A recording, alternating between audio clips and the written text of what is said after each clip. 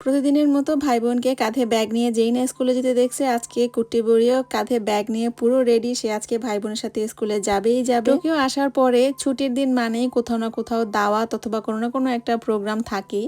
আজকেও তার ব্যতিক্রম না। আজকে আমরা যাব একটা ঈদ পুনর্মিলনী অনুষ্ঠানে। খুবই সুন্দর একটা আয়োজন।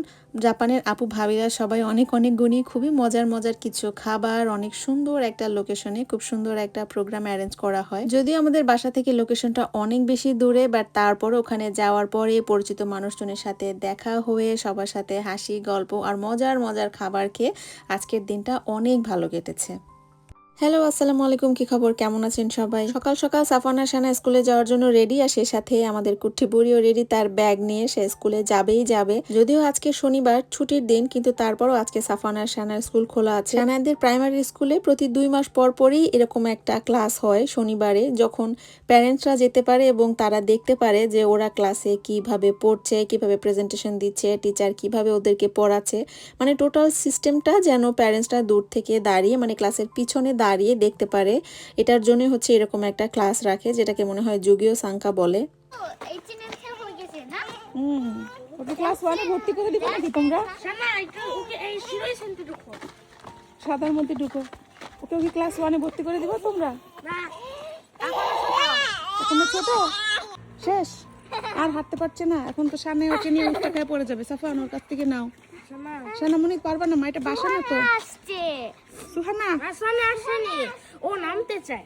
দেখছো নি অবস্থা, স্কুলে যাওয়ার জন্য কি পাগল। মনে করছে ভাই বোনের কাছে ব্যাগ আছে, ব্যাগ হইলেই মনে হয় স্কুলে ঢুকে যাওয়া যায়। ওই যে আহা কি মজা। তোকে নামাই দাও বাবা।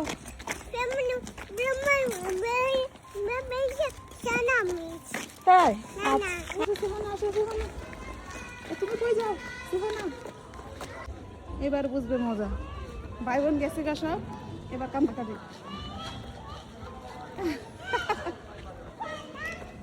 আর যেতে হবে না, আপর ভাইয়া চলে গেল তোমাকে রেখে। তোমাকে আজকে একটা স্কুলে নিয়ে যাবো না, চলো বাবা, এটা তোমার স্কুল না, আসো। মন খারাপ হয়ে যাচ্ছে সোহানা?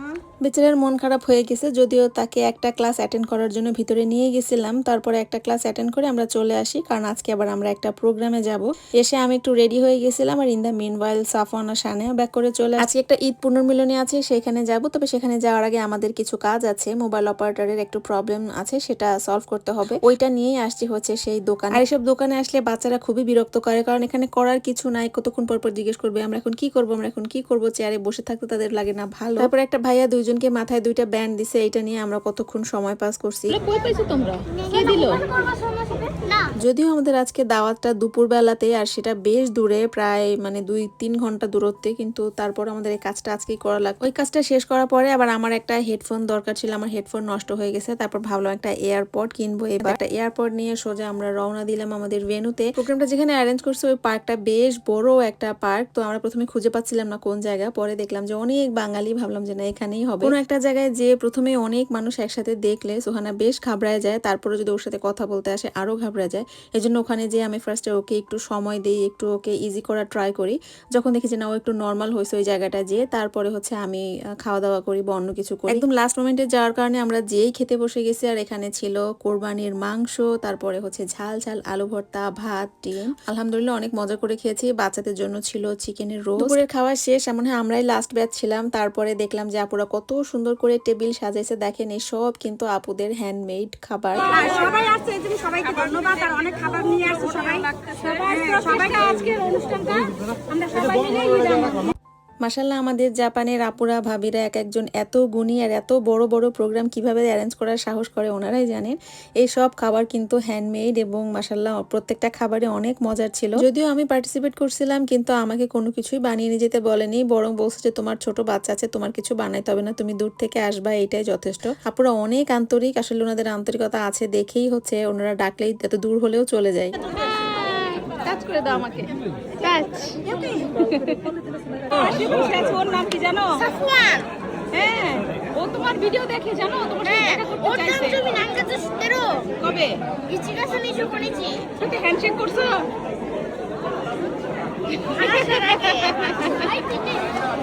কি তোমাকে দেখাবো? না তোমাকে একটু দেখাই দাও। চিজ করে দাও, চিজ। দুপুরের খাবার খেয়ে সারতে পারি না, এর মধ্যেই এত এত নাস্তা। এখানে হচ্ছে নিমকি আছে, মজার ছিল, মিষ্টিটা অনেক বেশি মজার ছিল, চটপটিরা মজা হয়েছিল মাশাল্লাহ। আর ওখানে যেহেতু মনুর শাশুড়ি মানে আমাদের আন্টির সাথে দেখা হয়ে গেছে। আসলে আমাদের কমিউনিটি তো অনেক ছোট, খুব বেশি বড় না, তো দেখা যায় যখনই আমাদের গেট টুগেদার হয় না, বাঙালি গেট টুগেদার, অলমোস্ট আমরা সবাই ইনভাইটেড থাকে এবং সবারই আমাদের দেখা হয়ে যায়। মনুরও আজকে ইনভাইটেশন ছিল, কিন্তু ওর মনে হয় শরীর ভালো ছিল না, এই জন্য আজকেও আসে নাই। ভাবি ঈদ মোবারক। আমরা সবসময় আপনাদের কি বলে ব্লগ দেখি, আপনাদের ভিডিও দেখি, লাইক কমেন্ট করি, আমরা আপনাদের বিগ ফ্যান। আর আমরা এই কাপেল সবসময় আপনাদের পাশে আছি, লাইক এবং কমেন্ট শেয়ার দিয়ে পাশে থাকবো। ঈদ মোবারক।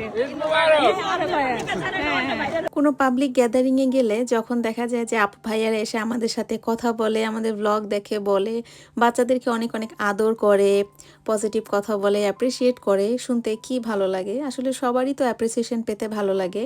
অনেক ধন্যবাদ আমাদেরকে সবসময় এরকম অ্যাপ্রিসিয়েট করার জন্য, সবসময় আমাদেরকে এমন পজিটিভভাবে ইন্সপায়ার করার জন্য। এই পার্কটা এত বড় মাশাল্লাহ, আর এত সুন্দর, এত গ্রিন, আমার খুবই পছন্দ হয়েছে। মনে হয় শুধু এই পার্কটা দেখার জন্য হলেও আমি আর একবার এই পার্কে যাব। দেখেন কি সুন্দর। আমরা খাওয়া দাওয়া শেষ করে সবাই সবার মতো এরকম স্ক্যাটার্ড হয়ে গেছে, যে যার মতো একটু ঘুরে বেড়াচ্ছিল, পার্কের ভিউটা এনজয় করছিল। বাই দ্য ওয়ে, আজকে আমার আউটফিটটা দেখতে কি সুন্দর তাই না? ড্রেসটা হচ্ছে একটা হাতে বোনা সেমি মসলিন জামদানি 3 পিসের উপরে অল ওভার কারচুপির কাজ, হাতে বোনা সেমি মসলিন। এই কারণে ড্রেসটা অনেক বেশি কমফোর্টেবল এবং অনেক বেশি সফট। মেশিনে তৈরি জামদানি 3 পিস গুলোর কিন্তু দেখা যায় যে সফটনেস কম থাকে, কারণ ওগুলোর ফেব্রিকটা হাফ সিল্কের হয়ে থাকে। আর এই সুন্দর 3 পিসটা আপনারা পেয়ে যাবেন নক আজ পেজে। ওনাদের কাছে আপনারা প্রি অর্ডার করলে কিছুদিন সময় অবশ্যই হাতে নিয়ে করতে হবে, ক্যাপশনে পেজটা মেনশন করা থাকবে।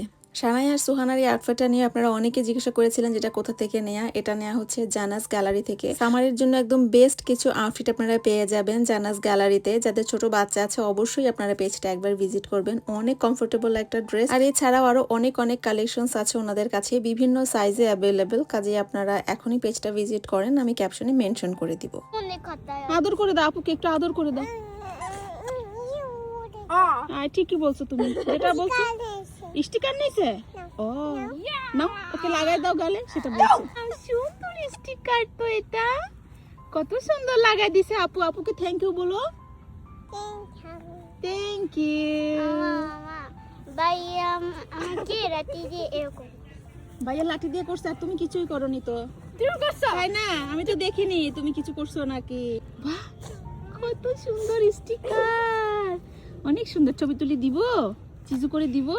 আমরা অনেকক্ষণ ওই পার্কে ছিলাম, বাচ্চারা খুবই এনজয় করছে, এরকম খোলা একটা মাঠে এত সুন্দর জায়গায় সেরকম ভাবে দৌড়াদৌড়ি করতে পেরে। আর এখন আমাদের যাওয়ারও সময় হয়ে গেছে, আর আজকে ব্লগটাও আমি এখানে শেষ করছি। ইনশাল্লাহ অন্য কোনো ব্লগ নিয়ে দেখা হবে। সবাই ভালো থাকবেন, আমাদের জন্য অনেক অনেক দোয়া করবেন। আজকে ব্লগটা এখানেই শেষ করছি। আল্লাহ হাফেজ।